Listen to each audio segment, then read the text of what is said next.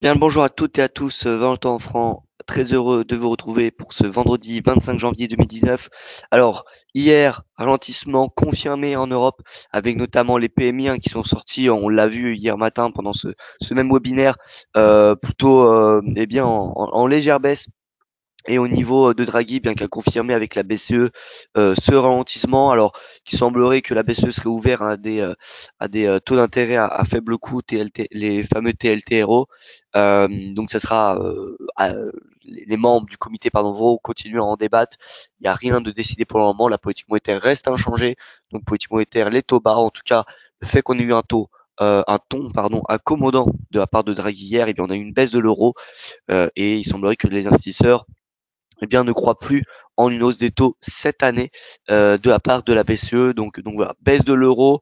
Hier, techniquement, on est sorti par le bas du canal haussier dans lequel il évoluait depuis la mi-novembre. Et donc, c'est un signal finalement bearish pour la semaine prochaine sur l'euro-dollar.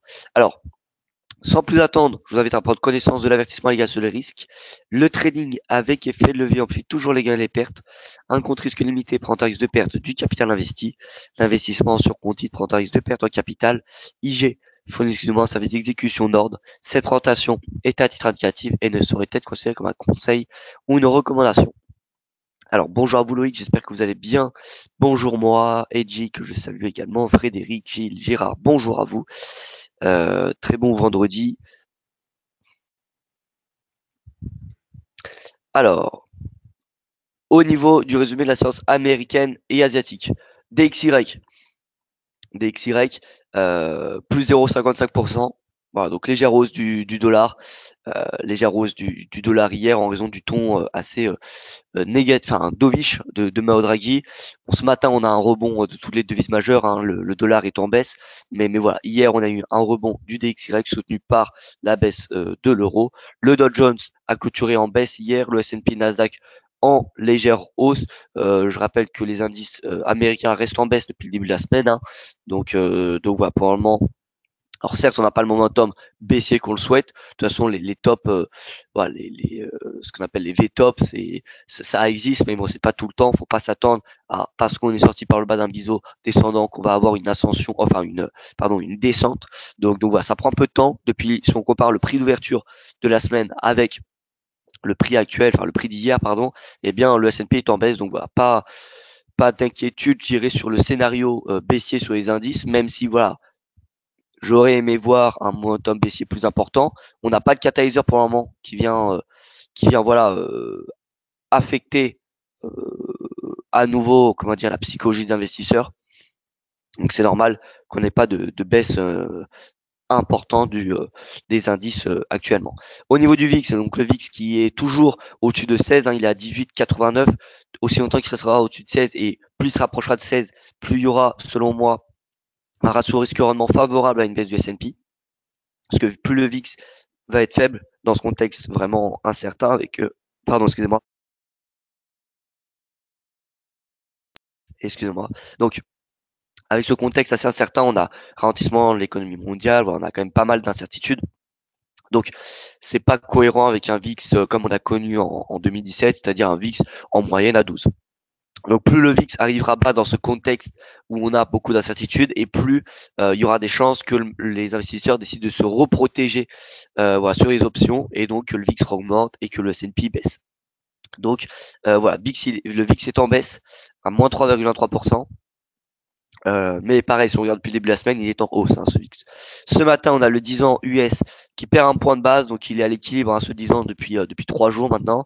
Le yen, le gold, le Nikkei, le MSCI Asie, ex Japon, eh bien, sont en hausse. Donc voilà, on a plutôt de l'appétit pour le risque ce matin au niveau des indices européens, au niveau du calendrier économique. Donc on a l'enquête IFO, pardon, qui sera extrêmement surveillée par les investisseurs pour confirmer ou non le ralentissement en zone euro.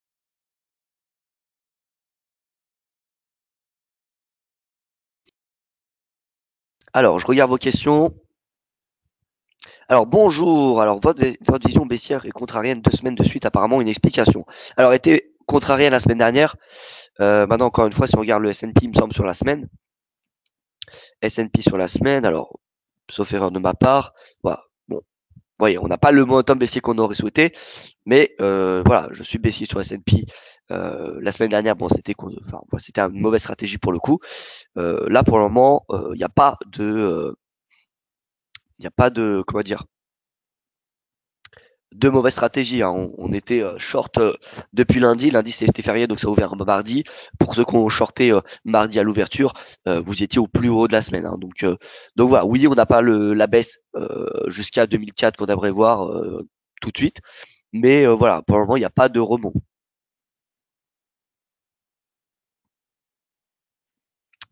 Non, US vise 4 semaines de hausse presque. Alors, moi, je ne suis pas baissier sur les US depuis 4 semaines, attention, hein. Il y a eu, je rappelle, le signal haussier qui nous avait été donné par la stratégie du VIX. Je vous invite à regarder le webinaire du 26 décembre qui est disponible sur YouTube. Et, euh, et vous verrez que j'étais aussi à ce moment-là. Donc voilà, je ne suis pas baissier depuis 4 semaines, hein, loin de là. J'ai commencé à être baissier depuis la semaine dernière. La semaine dernière, ce fut une mauvaise stratégie. Cette semaine, bon, on n'a pas le momentum baissier, mais on n'est pas en hausse non plus.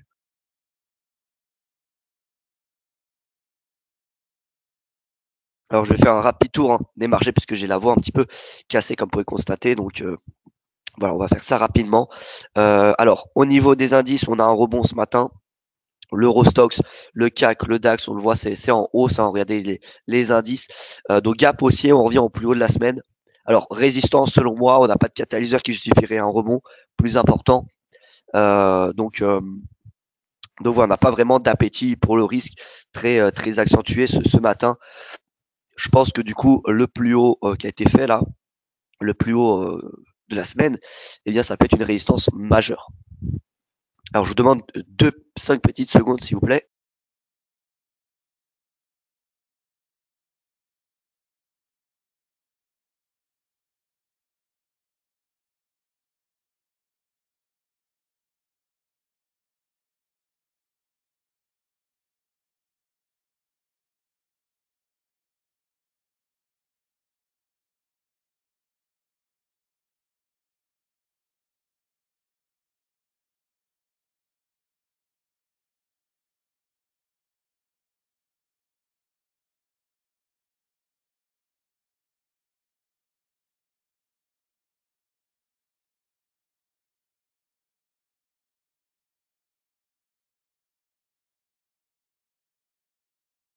Bonjour, merci. Excusez-moi pour cette petite pause. Donc, voilà, le DAX, on est au plus haut de la semaine. Est-ce qu'on a des catalyseurs ce matin qui viendraient justifier l'appétit pour le risque? Personnellement, je n'en vois pas, alors que d'autant plus que Intel a publié des mauvais résultats hier soir. Donc voilà, semi-conducteur pourrait être sous pression aujourd'hui, puisque Intel a publié post-market. Donc voilà, on pourrait avoir un retour, comment dire, de la version au risque à l'ouverture des marchés américains. Donc ce sera à surveiller. Le CAC, pareil, hein, on est revenu à 4009, pas vraiment de catalyseur qui justifie une hausse au-dessus ce vendredi. Donc voilà, le marché devrait rester assez prudent, prendre quelques bénéfices parce que sur les indices européens, à l'inverse des indices américains, on est quand même en légère hausse, très légère. Hein. Vous voyez, 0,11%. Je sais pas si on peut parler d'une hausse, mais bon voilà. On est plutôt à l'équilibre voilà, sur les indices européens cette semaine pour le moment en tout cas. Et donc ça sera à surveiller. Encore une fois, je vois pas pourquoi les marchés iraient plus haut, enfin les indices européens iraient plus haut aujourd'hui. À part si on a des bons résultats à Wall Street, ça soutiendrait de l'appétit pour le risque, mais mais sinon je vois pas les raisons d'un point de vue macro et d'un point de vue politique. Toujours Brexit c'est le point mort et au niveau macro on a un ralentissement confirmé en zone euro. Donc pourquoi hier on a eu une hausse des indices européens? Tout simplement parce que Draghi s'est montré dovish, donc ça sous-entend une politique monétaire accommodante qui va rester peut-être sans doute plus longue que prévu, que ce que prévoient les investisseurs. Et donc voilà, donc la liquidité devrait rester peut-être un peu plus, elle a été revue à la hausse par les marchés, parce que si la banque centrale reste accommodante, la liquidité va réduire à un rythme moins faible euh, que prévu. Alors, l'euro-dollar en journalier, chandelier baissier, on clôture sous les bandes de Keltner. Donc c'est un signal de tendance qui est baissier. En 8 heures, pareil, en 8 heures, on sort par le bas de ces bandes de Kellner, mais on sort surtout par le bas de ce canal ascendant. Donc c'est un signal baissier. excusez-moi. C'est un signal, deux signaux, pardon, baissiers sur l'euro-dollar pour les prochaines séances finalement. Donc là, comme je l'ai dit hier, si on sortait par le bas, eh bien c'est objectif 1,13 dans un premier temps, et ensuite on ira chercher 1,12,5 puis 1,12,15. Voilà, donc c'est le fait qu'on a ce signal baissier, c'est stratégie baissière. Seuil d'invalidation, eh bien si on réintègre ce canal et surtout si on repasse dans ce canal. Dans ce cas, ça serait possible de repasser, je dirais, bullish sur l'euro ou en tout cas d'annuler les positions de vente. Mais là, on a clairement des signaux vendeurs, donc voilà, l'euro a des chances de poursuivre sa baisse. La divergence haussière annulée, parce que vous voyez que ça y est, on n'a pas eu vous voyez, le breakout au-dessus de 50 et on a de nouveau des creux de plus en plus bas qui s'alignent au prix. Donc on n'a plus de divergence haussière sur l'euro-dollar, en tout cas en 8 heures, je regarde en journalier non, pas de divergence. Donc voilà, ces signaux baissiers sur l'euro. Voilà, donc c'est peut-être le mot pour le Forex d'aujourd'hui. Stratégie baissière euro-doll. GBP-USD qui a réussi à dépasser sa moyenne mobile à 200.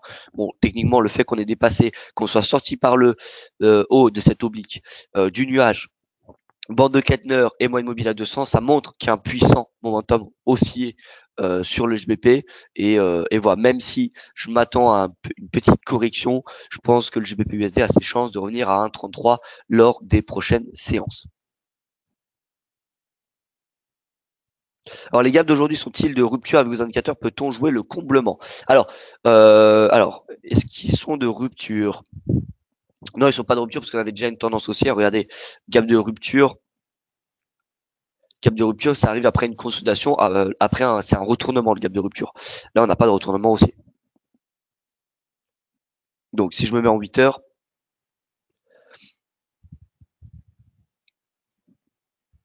donc là, on avait le gap de rupture. Ici, on avait ici, c'était le gap de mi-tendance. Et là, alors c'est un gap, oui. C'est un gap.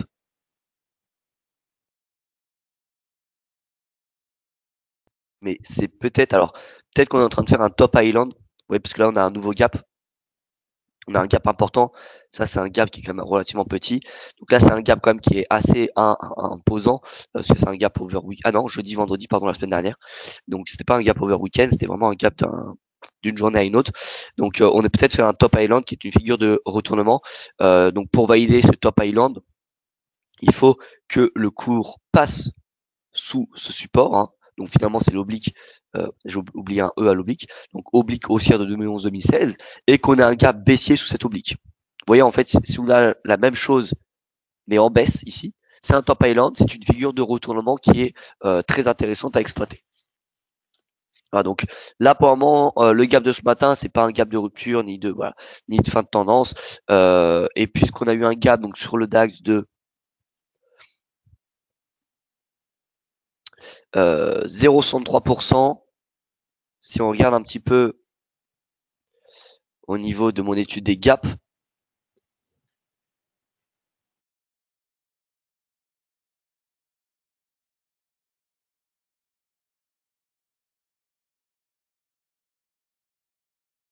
alors c'est en train de s'ouvrir, hein, je vous rassure. J'attends que le fichier s'ouvre. Voilà.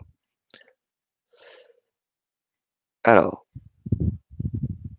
donc vous voyez le DAX, si on a une hausse, un gap entre 0,50 et 0,75, on a 56% de chance que le DAX ferme au-dessus de son prix d'ouverture. 56. Ça ne veut pas dire 100%, hein, ça veut dire 56%. Donc il y a plus de chances qu'on ferme à la hausse. Maintenant, voilà, faut une analyse technique aussi. Enfin, ça fait pas tout, hein. Étant donné que c'est pas 100%, voilà, on peut pas se fier uniquement à ces gaps pour voilà passer à l'achat depuis le prix actuel. D'un point de vue technique, on est sous résistance, hein. En journalier, parce qu'en journalier, vous savez que j'ai les prix du futur, alors que je les enlève les prix du futur sur les cotations intraday. Donc sur le prix du futur, la résistance elle est à 11 282. Donc ça sera la résistance majeure en intraday. Ça m'étonnerait qu'on a cherché cette résistance. Et si on vient chercher cette résistance, il y a peu de chances qu'on la dépasse. Il y a, je pense, beaucoup de chances qu'on repasse en baisse si on vient chercher les 11 282. Voilà, donc pour les indices, perspective plutôt baissière. Au niveau de l'euro, bon, je pense que le fait qu'on ait eu une importante baisse quand même hier, hein, c'est pas, ça n'a pas non plus été une chute, on a eu une baisse. Eh bien, on devrait avoir une petite correction ce matin, ce qui est tout à fait normal après chaque mouvement vraiment voilà, qui se différencie de la normalité. On a toujours une petite correction qui suit. Donc, je m'attends à voilà une poursuite de la hausse de l'euro. Vous voyez que les devises refuges sous-performent ce matin, alors que voilà, tous les autres devises surperforment. Et, euh, et donc voilà, donc légère surperformance de l'euro ce matin. Maintenant, au vu des signaux techniques, bon, faudra valider ce scénario lundi matin, mais tout mène à croire que lundi, à partir de lundi, on va avoir une nouvelle baisse. Là, je pense qu'aujourd'hui, on va pas avoir une nouvelle baisse, hein. C'est possible de passer à l'avant parce qu'on a les signaux, mais ça m'étonnerait qu'on aille chercher, vous voyez, les plus bas d'hier. Enfin, on va peut-être aller chercher les plus bas d'hier, les plus hauts, enfin, pas le plus haut d'hier, mais le R1.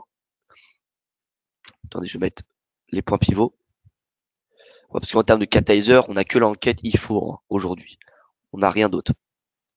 Donc en hebdo, vous voyez, S1 hebdo, donc on est dessus. Et si on se met en journalier, voilà, donc le pivot, ce sera la résistance intraday et le plus bas d'hier qui est à 1,13. Voilà, 1,13 ça se paye. Je dirais en intraday, 1,13 ça se paye et 1,1330 ça se vend. Je pense qu'on restera dans ce range de 30 pips et que la semaine prochaine, voilà, on aura une nouvelle, probablement une nouvelle tendance baissière au vu des signaux que nous avons. Donc voilà. Au niveau de l'USD-Yen, bon, l'USD-Yen consolidation sous 110, hein, comme on peut le constater, 110 c'est ici, on a une consolidation, mais on n'a pas de nouvelles tendances haussières. On reste dans les bandes de Keltner, donc ça montre bien qu'il y a une baisse de la volatilité. Au niveau du DXY pareil, hein, consolidation. En 8 heures, on n'a aucun signaux, je dirais, exploitable ni sur du journalier. On avait une divergence qui avait été validée. On a un rebond du RSI, mais voilà, on n'a pas. Alors, on a eu un signal haussier sur les bandes de Kettner. Maintenant, est-ce qu'il faut payer des XY? Bah, en fait, ça revient à vendre l'euro. Donc, c'est à vous de voir si vous voulez vendre l'euro ou pas. Il y a les signaux techniques baissiers sur l'euro, donc c'est cohérent de le vendre. Maintenant, est-ce que vous voulez le vendre un vendredi matin avant la fermeture des marchés, alors que vous allez prendre une position de swing trading de plusieurs séances? Compliqué. Alors, Louis qui me dit bonjour Valentin, le son ne fonctionne pas. Alors, est-ce que vous pouvez me confirmer que l'image et le son fonctionnent correctement, s'il vous plaît, chers auditeurs et auditrices?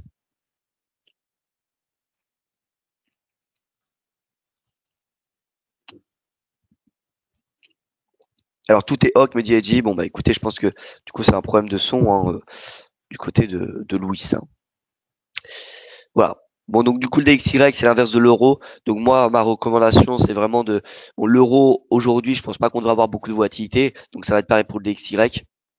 Donc je m'attendrai pas vraiment à d'importants mouvements aujourd'hui. Par contre, dès la semaine prochaine, si on reste dans ce genre de même configuration, ça sera à direction eh bien un 13 comme je vous l'ai dit, puis un 12, 15.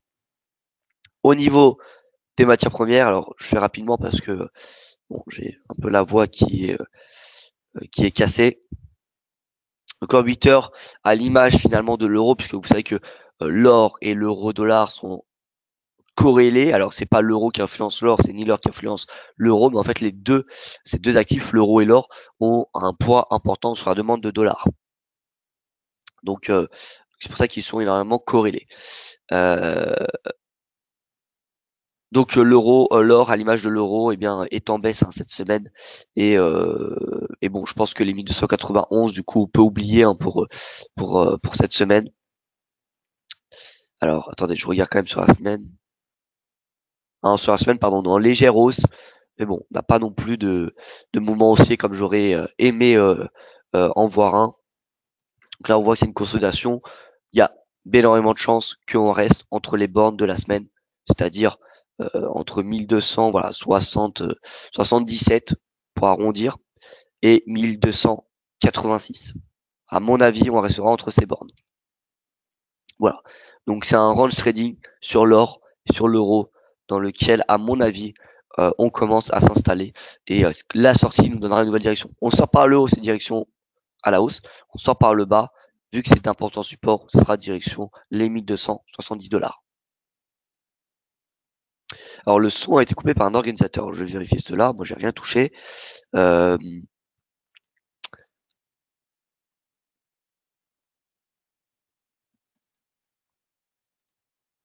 alors,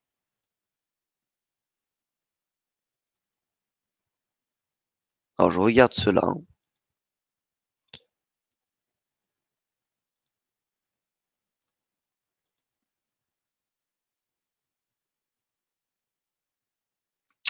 Alors non, moi je vois que vous êtes bien. L'audio il est correctement connecté.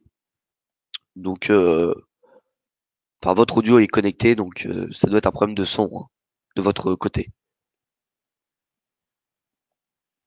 Bon, ceci étant dit, donc au niveau de l'or, consolidation, on le voit, on est dans un range hein, depuis le début de semaine. Et au niveau du pétrole, bon alors pétrole il est impacté à court terme par, enfin depuis le début de la semaine finalement, parce que si on regarde la semaine, on fait un bilan, il est en légère baisse. Donc on voit que finalement les chandeliers, que ce soit sur les indices, que ce soit sur le forex ou les matières premières, c'est presque uniquement des doji. Ou alors si on a des chandeliers, si on a des corps, pardon, les corps sont relativement petits. Donc c'est vraiment, on est dans une phase aujourd'hui de cette semaine, une phase de transition. On n'a pas eu de baisse, on n'a pas eu de hausse. On n'a pas eu d'aversion, on n'a pas eu d'appétit. Enfin ça, on va dire que ça c'est, il y a eu un changement, des changements tout au long de la semaine au niveau de la psychologie des investisseurs, mais on n'a pas vraiment eu de direction. On a eu des bons résultats des entreprises, on a eu un ralentissement confirmé de la croissance mondiale. Donc voilà, c'est venu un petit peu compenser, vous voyez, se compenser entre les deux. Mais voilà, ce qui alimente la hausse des marchés actions à court terme, c'est quoi? C'est la spéculation des investisseurs sur les attentes, enfin sur les résultats des entreprises. Parce que macroéconomiquement, pardon, on a bel et bien un ralentissement confirmé de la croissance mondiale. Politiquement, Brexit, toujours le flou. Tension commerciale États-Unis-Chine, toujours le flou. Donc voilà, il y a uniquement ces entreprises qui viennent soutenir les marchés. Mais on n'a pas vraiment de catalyseur de fond qui viennent justifier une hausse. C'est pour cela qu'une correction à court terme des indices me semble énormément possible.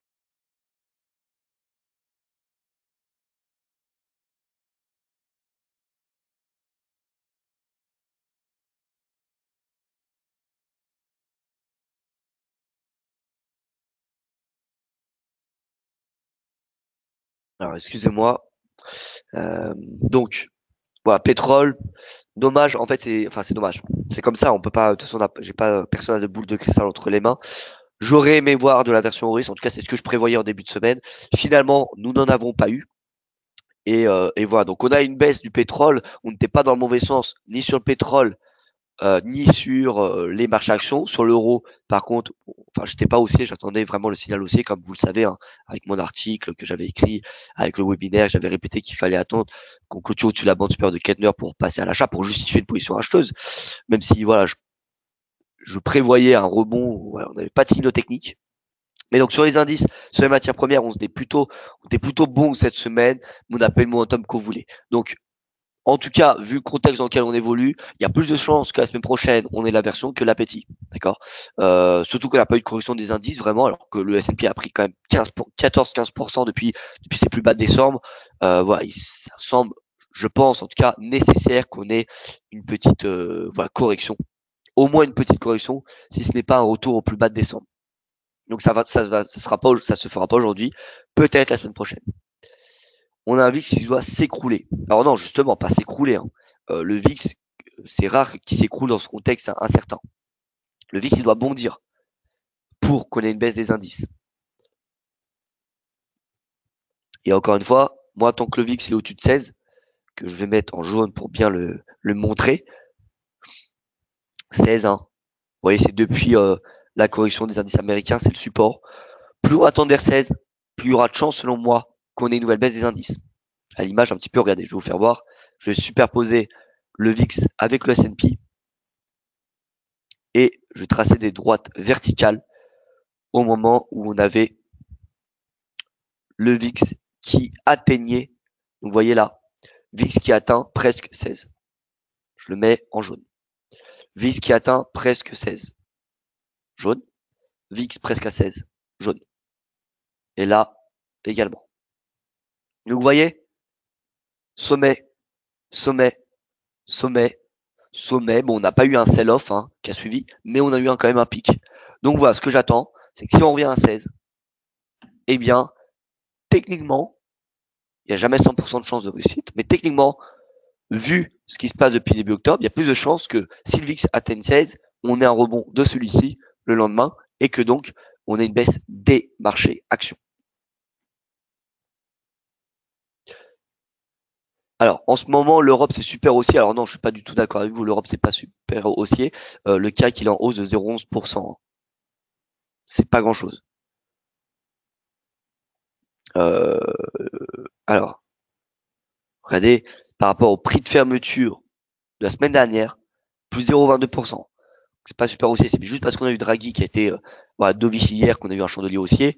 Mais finalement, si on exclut le chandelier d'hier, c'était une baisse hein, qu'on avait. Hein. Donc c'est pas super haussier les indices européens. Donc VIX Europe à la baisse. Oui, VIX Europe à la baisse, ça c'est vrai. De toute façon, le VIX c'est le miroir un peu des indices hein, concrètement. Donc VIX Europe, je l'ai pas, je connais pas le ticker, mais il est probablement à l'image du VIX US. Hein. Bon, de toute façon, le VIX US, si on avait qu'un seul à regarder, honnêtement, il n'y a pas besoin de regarder un VIX Europe. Hein. Le VIX US est valable pour tous les indices dans le monde. Hein. Donc si le VIX atteint 16, ce sera un signal baissier pour le S&P, mais ce sera également un signal baissier pour les marchés actions européens. Ce que vous voyez là, donc là c'est le S&P. Maintenant, si j'enlève le S&P, mais je mets plutôt le CAC 40, que je vais remettre en vert, vous voyez, baisse, VIX atteint 16, baisse du CAC. VIX atteint 16, baisse du CAC. VIX atteint 16, baisse du CAC. VIX atteint 16, baisse du CAC. Bon, là, on a un rebond grâce à Draghi, mais vous voyez, Draghi sera pas là tous les jours. Donc voilà, si le VIX demain revient à 16, comme je le répète depuis 2 semaines, ça sera un signal baissier pour les marchés actions. Un nouveau signal baissier, parce qu'on a déjà eu la sortie par le bas du biseau. Voilà, donc écoutez, moi je n'ai rien d'autre à rajouter, je vais pas m'attarder avec cette voix cassée, hein. Je pense que voilà, je dois vous casser un petit peu les oreilles. Un commentaire sur les DN, je vais faire un commentaire sur les DN, moi qui me dit du miel et surtout la vitamine C, orange citron. Merci beaucoup moi pour ce conseil, c'est ce que eh bien j'ai pris ce matin, je vous rassure. Mais merci encore, je vais essayer de reprendre cette petite potion avec du miel. Alors, AUDN, merci de prendre soin de moi en tout cas. L'AUDN, bon bah comme vous le savez, c'est une devise, une paire pardon qui est enfin AUD c'est risque, yen c'est protection. Donc en fait l'AUDN c'est pour ça que c'est normalement corrélé au S&P ou au Brent parce qu'ils réagissent de la même façon. Dès qu'il y a un risque qui est on, dès que le marché est en appétit pour le risque, il achète des matières premières, des indices et donc des devises commodities et il vend des devises les valeurs refuges comme le yen, comme le gold ou comme les obligations. Donc l'AUDN, ce que j'ai dit sur S&P est valable pour l'AUDN. Sauf qu'on voit la UDN, par contre, il baisse beaucoup, enfin beaucoup plus. Non, pas beaucoup plus, mais en tout cas, il baisse mieux que le S&P 500. Alors certes, on n'est pas revenu à 50% de retracement de Fibonacci, mais on est en tout cas dans la bonne voie. On voit qu'on est dans une tendance qui est légèrement baissière depuis le début de semaine. Voilà, et on reste sous une oblique. Tant qu'on reste sous cette oblique, il n'y a pas de question à se poser, il n'y a pas de crainte d'une hausse. Tant qu'on reste sous cette oblique, la tendance est baissière à court terme. Voilà donc pour ce point de marché. Merci beaucoup pour votre attention. Je vous souhaite un excellent week-end en espérant que lundi je revienne avec une voix au top.